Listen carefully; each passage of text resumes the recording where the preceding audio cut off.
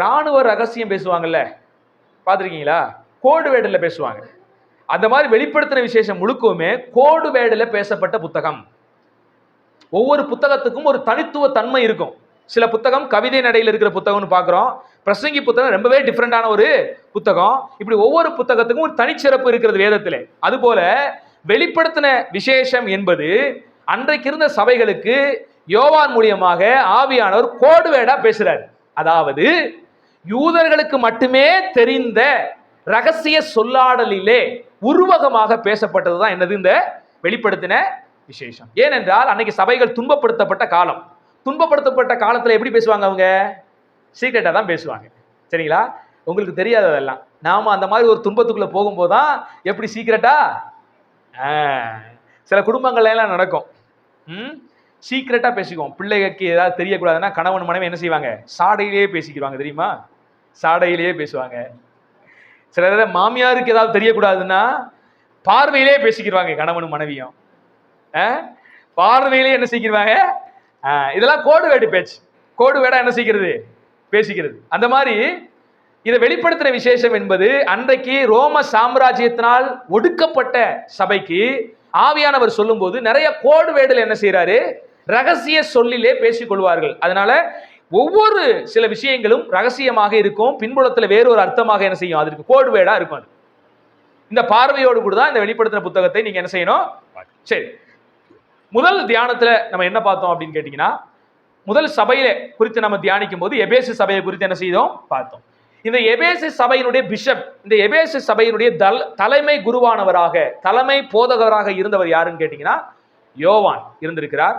யோவான் தான் எபேசு சபையினுடைய தலைமை போதகராக இருந்து என்ன செய்யப்பட்டவர்? செயல்பட்டவர் என்று வரலாற்று ஆசிரியர்கள் சொல்றாங்க, நான் சொல்லலை. சரிங்களா? அடுத்து நம்ம ஆண்டவர் எபேசு சபையை பார்த்து சொன்னக்கூடிய ஒரு விஷயம் என்னங்கிறது ஆழ்ந்து சிந்தித்தோம். அந்த சபை ஆதியிலே கொண்டிருந்த அன்பை விட்டது. ஆதலால் என்ன நிலைமையிலிருந்து நீ விழுந்தா என்பதை அறிந்து மனம் திரும்ப சொல்லி கர்த்தர் என்ன செய்கிறார்? அந்த சபையை பார்த்து பேசுகிறார். அப்படி மனம் திரும்புகிற பட்சத்திலே அந்த சபைக்கு நிலைவாழ்வை கொடுப்பதாகவும் ஆண்டவர் என்ன செய்கிறாரு? சொல்லுகிறார். அடுத்து சிமிர்னா சபையை குறித்து நாம் கடந்த வாரங்களிலே நம்ம என்ன செய்தோம்? சிந்தித்தோம்.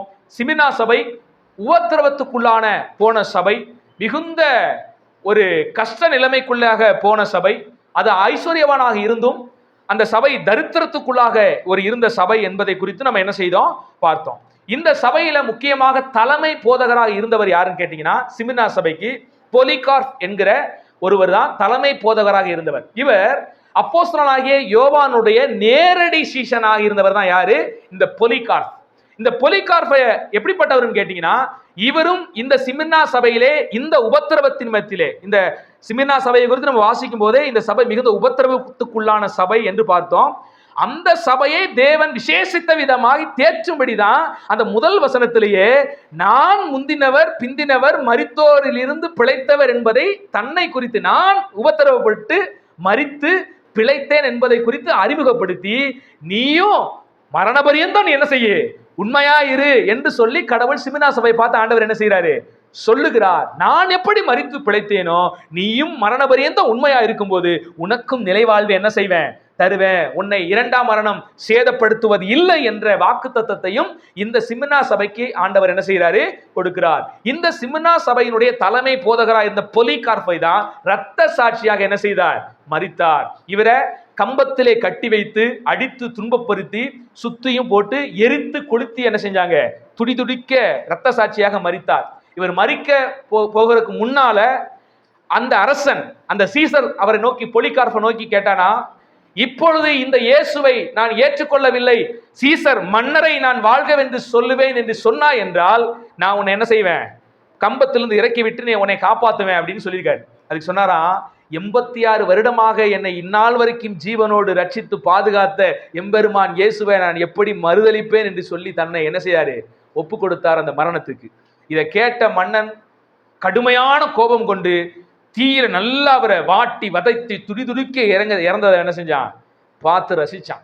அப்படி சாட்சியாக மரித்தவர் தான் பொலிகார்ப் என்கிற ஒரு இரத்த சாட்சி. இன்னைக்கு சபை சரித்திரத்தெல்லாம் வாசிக்கும் போது இப்படிப்பட்ட புண்ணியவான்கள்லாம் இருந்திருக்கிறாங்க. ஆனா இன்னைக்கு சபையில நம்ம எப்படி இருக்கிறோம்? எதுக்கு இருக்கிறோம்னே தெரியாம உட்கார்ந்துருக்கிறோம். அவங்களுக்கு அவங்களுக்கு இருந்த கஷ்டமெல்லாம் வேறயா. ஐயோ, உங்க கஷ்டமெல்லாம் ஒண்ணுமே இல்லை. உங்க கஷ்டமெல்லாம் என்ன இல்ல, தூசுக்கு நீங்க எல்லாம் சமாளப்பட மாட்டீங்க உங்க கஷ்டமெல்லாம் வச்சு பாத்தீங்கன்னா. அன்னைக்கு சிமினா சபை பட்ட உபத்திரவத்தை அப்படியே நீங்க மேட்ச் பண்ணி பாத்தீங்கன்னா உங்களுடைய பிரச்சனை என்ன இல்ல, ஒண்ணுமே இல்லை. ஆனா இன்னைக்கு நமக்கு இருக்கிற சின்ன சின்ன விஷயத்தையும் கூட நம்ம சமாளிக்க தெரியாம மூஞ்சிய உருன்னு வச்சுக்கிட்டு நம்ம வாழ்க்கையில ஐயோ என்னத்தை சொல்றது. அல்லேலூயா. அன்னைக்கு பொலிகார்ப அப்படியே சுத்தி நெருப்ப கொளுத்தி விட்டு கம்பத்துல என்னமோ கோழியை வாட்டுற மாதிரி என்ன செஞ்சிருக்கிறாங்க, கிரில் சிக்கனை வாட்டுற மாதிரி வாட்டி எரிக்கும் போதும் அவர் சந்தோஷமா கர்த்தருக்காக என்ன செஞ்சாரு, ஒப்பு கொடுத்தார்.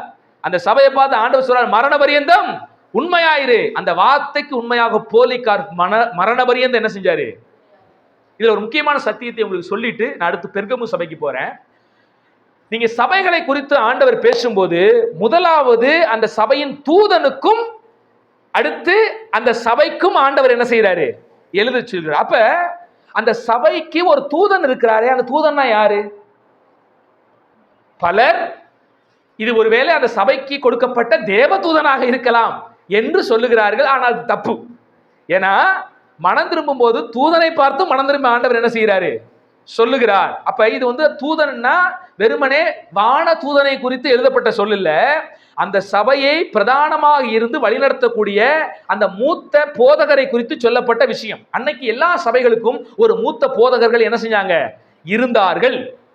இன்னைக்கு ஒரு குரூப் என்ன செய்யுதுன்னா, சபையில ஒன்மேன் மாறி ஆர்மி மாறி இருந்து என்ன செய்யக்கூடாதான், பிரசங்கிக்க கூடாதான். எங்க இருந்து இதை கண்டுபிடிச்சா தெரியல. ஆனா பைபிள் அப்படி இல்லை. ஆண்டவர் பவுலடிகள் மூலியமாக தீமோத்தேயுக்கு நிருபங்களை எழுதி கொடுக்கும் போது, நீ பட்டணங்கள் தோறும் என்ன யாரை ஏற்படுத்து, மூப்பர்களை ஏற்படுத்து என்று சொல்லுகிறார்.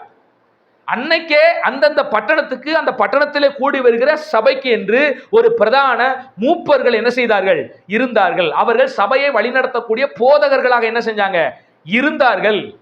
அதனாலதான் 5 வகை அந்த ஊழியத்திலையும் கூட நம்ம பார்க்கும்போது கடைசியா யார் இருக்கிறா, மெய்ப்பர் போதகர்கள் என்ன செய்வாங்க, இருப்பாங்க. அதாவது சபைக்குள்ள இருந்து சபையை வழிநடத்த தேவன் கொண்டு வந்த நபர்கள் அவங்க தான் பிரதானமாக இருந்து சபையை வழிநடத்துவார்கள். முக்கிய பொறுப்புகள் எல்லாம் அவர்கள் தான் எடுப்பார்கள். ஆலோசனைக்காரர்கள் அநேகர் இருப்பார்கள்.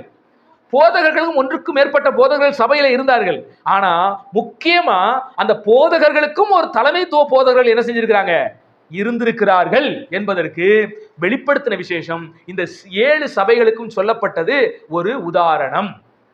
அப்படிப்பட்ட ஒரு சிஸ்டம் ஆதி சபை காலத்துல என்ன செஞ்சிச்சு, இருந்துச்சு. சபையை வழிநடத்தக்கூடிய ஒரு மூத்த போதகர்கள் என்ன செஞ்சாங்க, இருந்த. ஆனா எல்லாரும் பயன்படுத்தப்பட்டாங்க.